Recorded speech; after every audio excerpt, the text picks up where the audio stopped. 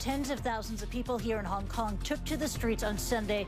You could call it a protest against a protest. Now, they are opposed to Occupy Central, the pro-democracy movement planning a sit-in unless the Chinese government allows Hong Kong people to nominate and vote for its next leader. Now, right now, the plan is for Hong Kong to vote for its next leader from a list of candidates handpicked by Beijing. Sunday's protesters reject Occupy Central's plans for a sit-in. They want to work with Beijing for political reform. I spoke to Robert Chow, the organizer of Sunday's march, and I started by asking him what his movement managed to achieve. I think what happened was we had 1.5 million signatures out of Hong Kong, which has got a population of 7 million, which is a lot.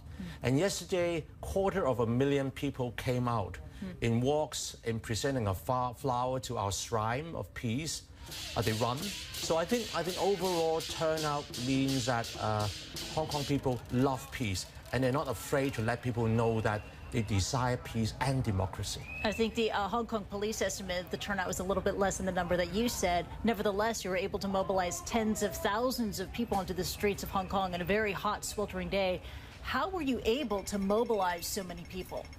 I think it was useful. We have already got 1.5 million signatures already. So it's a question of asking these people to come up to show their face. Because a lot of people, cast doubts on their identity, whether they are real people or not, whether they have actually go and sign or not. So I think people get a little bit worked up when they're accused of not being real persons.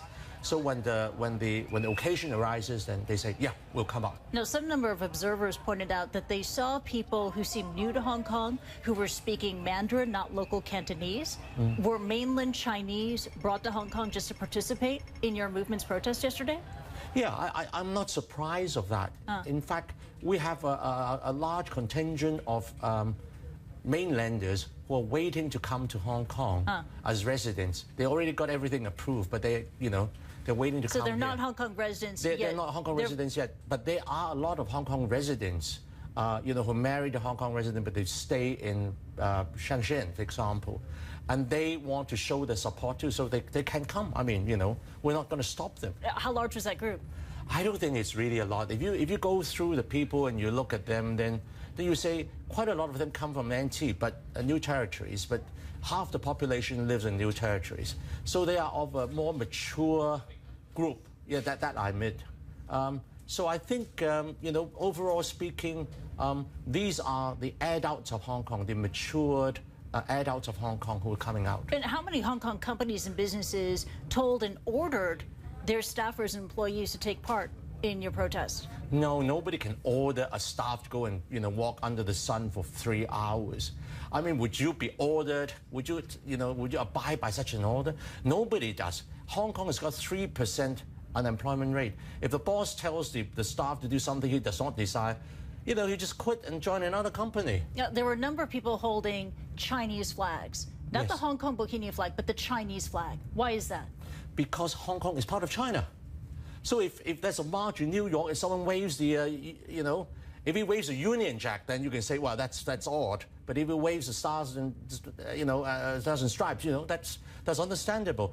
I would be surprised that, if you do a march in your own country, that you won't be waving your own flag. No, the anti-Occupy Central movement, you're not against democracy. You're against civil disobedience as a means to democracy. So you want talks, you want negotiation with Beijing, is that right? Yes. But can that happen when Beijing has stated what it wants, that it wants a leader for Hong Kong that is patriotic? How can you negotiate with someone who already has a stated opinion? Tell me, which country would openly say, I want an unpatriotic person to be the next president? Is it acceptable? I mean, all countries would say the first and foremost criteria, you've got to be a patriot. You swear on the Bible and say you uphold the Constitution of the United States. So in Hong Kong, you uphold the basic law. That's the same thing. In Hong Kong, you're a patriot because you're Chinese.